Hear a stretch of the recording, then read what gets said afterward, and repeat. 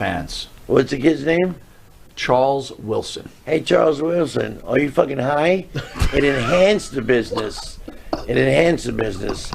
No, I don't think it hurt at all. I think it was a good product, and there was an audience out there. There was a market for it. That's for sure. So it proved itself. Listen, they're still talking about ECW today.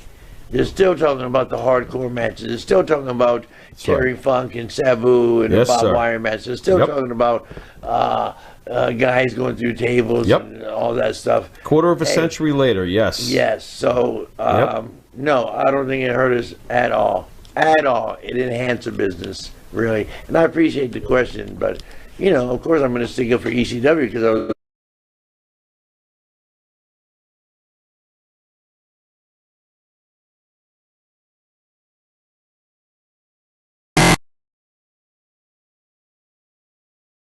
different eye, in a different eye. And then everybody copied us. Look, they just put Shaq through a table in Jacksonville, didn't they? Yes. There you go. All right, then shut the fuck up. No, I'm kidding, brother. No, that's a good question. No, you can say it. You can say it. Shut the fuck up. Yeah. Love you. Love you. Stupid question. Yeah. Legitimate question. Legitimate. And by the way, like, you know what, a huge ECW fan. I saw you guys at a high school, for God's sakes, in the late 90s, okay? We weren't smart marks. We were dudes in leather jackets that were looking to smoke a bowl with RVD and Fonzie after the show, and we would watch the show at midnight on MSG. I didn't go on my computer. I didn't type away all day long deciding to break down the product. Dude, that's not how it was, man. That's not how it was. We were amazing. ECW was People had never seen anything like this.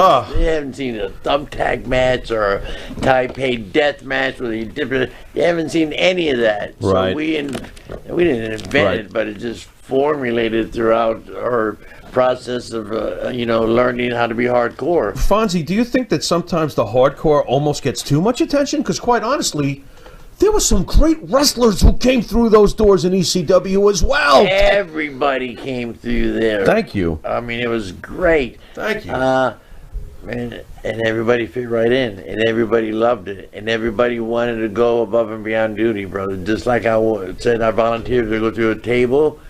These guys are, I mean, everybody went through there, and it was great. So on social media, revolutionized the business. Absolutely. I got to hear the story. I see you on Judge Mathis. I don't know how old this video is, but it got really hot on social media with you and Missy Hyatt. What is the deal with that? Is Missy really like that? Judge Mathis? No, it was a shoot. What happened was Missy was dating a guy that managed a strip club, and Missy was beautiful. And she was just built, and she was really hot looking. And she just had bought a brand new white Porsche, and I had a Porsche too at the same time. So, so the guy, Missy's boyfriend, was treating her like a stripper because he's a strip club manager. That's his mentality. So they would break up, and she'd call me up and say, "Fonzie, I broke up with my boyfriend. Would you go have a drink with me? Let's go have some lunch or something." I said, "Sure, Missy." Missy's been a friend of mine since years ago, so we did, and then they'd get back together the next freaking day, and this happened about 3 or 4 times. So, and every time they'd get in a fight, she'd call me to console her, and then they'd get back together, which is all good. So she calls me, the phone rings, I pick it up. "Hey, Fonzie, I broke up with my boyfriend," and she's crying on the phone. She says, "Can we go have lunch?" I said, "Of course, baby." She says, "Well, I'm in your driveway."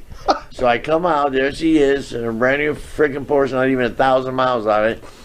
And she said, "You drive, Fonzie, because I'm too nervous." So I jump behind the wheel. I know how to drive a Porsche. I have one too, I had a 944, badass.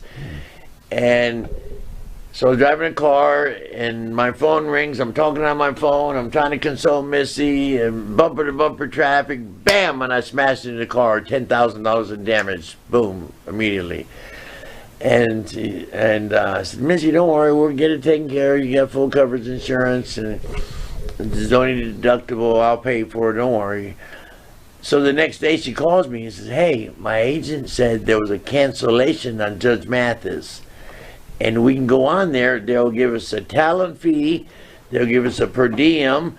They'll fly us up, put us in a 5-star hotel, and we'll do one of the slots. She said, you want to do it? I said, okay. Any publicity is good publicity.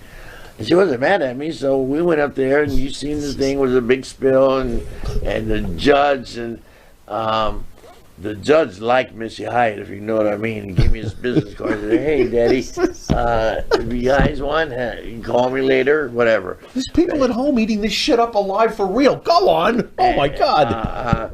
So we did the episode. It got high ratings. You know how when you walk out after the judge decides the thing, Fonzie, you're guilty because you hit somebody from behind, it's your fault, you got to pay the deductible, but actually they pay for it. And then you go out after you leave the judge, and you walk out and the guy interviews you, say, hey, what do you think about the verdict? What's your opinion on the verdict, Mr. Alfonso? And I said, well, I think it was one-sided because she had 2 big assets that I didn't have. That's why she won. And they aired that. And it was great. If you watch it, it's about 7 minutes long. Look up Missy Hyatt, Bill Alfonso on Judge Mathis, and you'll see the finished product. It was pretty cool, and she's giggly and happy, and the judge loved it, and she was good. We were good for the camera, and we told the show. They have producers said, please, we've had, the judge is not in a good mood. We had 4 episodes already there. They tape 8 episodes a day when they're in season or whatever. And the judges die. I said, hey, we're in the wrestling business. You know, you do your job, I'll do mine. And we did it really well. And it was one of his favorite episodes, Judge Mathis. He wrote it in a whatever. One of my favorite episodes is Fonzie and Missy Hyatt. There you go.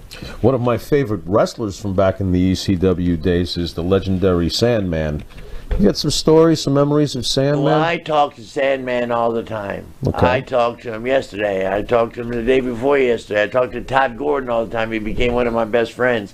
In fact, I was just on a 3-day tour with Super Crazy, Sandman, Fonzie, C.W. Anderson, and then their crew, the CCW crew. And we were just on a 3-day tour, and we had a blast. And Sandman rode with me every day. We hung out, and he's just pretty cool to hang out with.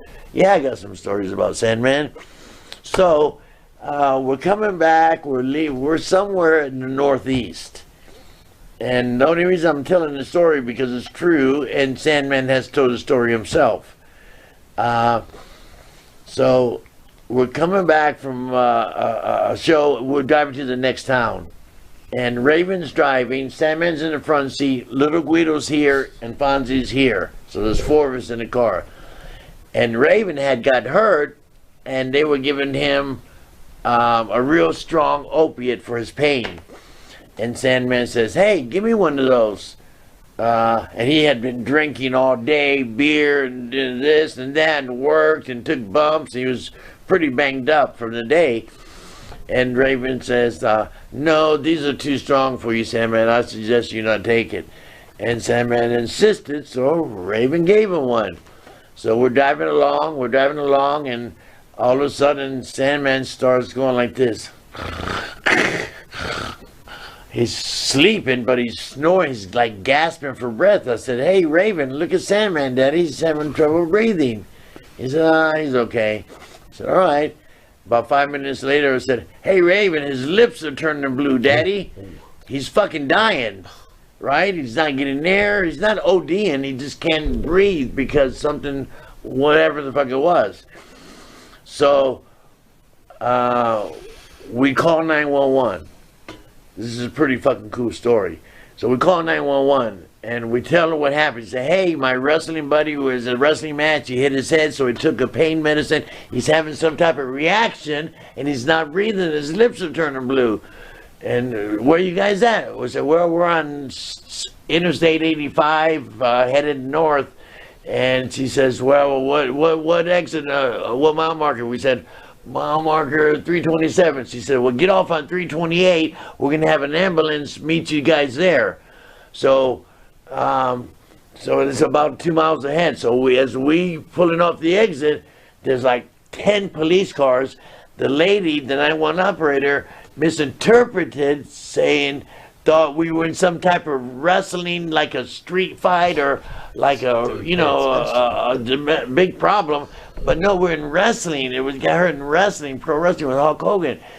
But they didn't know it. They thought we were. So all the cops rushed the car, and then we explained it to him. Hey, he's a wrestler, no big fight, just wrestling. He hit his head. He took a pain pill. So they end up doing the shit, and they take him to the hospital. So, oh my God, this is terrible. So, a couple hours later, here comes Sandman. We're all waiting for him, pacing back and forth. What the fuck's going on with Sandman? Is he dead or is he alive? So here comes Sandman walking out, and they gave him the shot of Narcan and brought him back to life, and all that was okay. And you know what Sandman said? He was mad at us. You know what he said? What's that? He said, "Hey, Daddy, you guys ruined my fucking high." Sandman, your lips were fucking turning blue, you fucking idiot. I can call him an idiot because he calls me one, and I love him. And Sandman hates when I'm right. So I hate when you're right, Fonzie. But that's a pretty cool story about Sandman dying and coming back to life and all that. But you ruined this high. That was you have some nerve. Peak of the story. That was a punchline of the story. After all that, Sandman got mad at us for ruining his high. Oh my God.